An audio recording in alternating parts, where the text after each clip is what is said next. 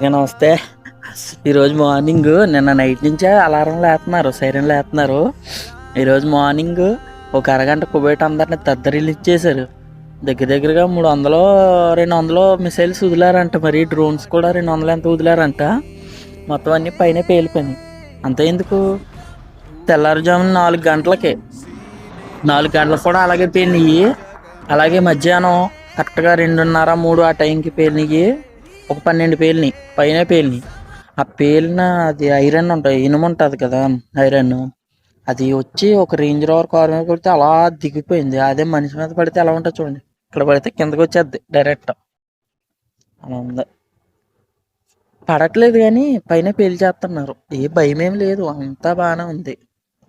గుంపులుగా ఉండొద్దు అంటున్నారు, సైరన్లు వేస్తున్నారు. సైరన్లు వేసినప్పుడు మాత్రం ఇంట్లోకి వెళ్ళిపోవాలి, ఇలాగ అవుతుందని, ఈ ఐరన్ ముక్కలు పడతాయని ఇంట్లోకి వెళ్ళిపోవాలని చెప్తున్నారు.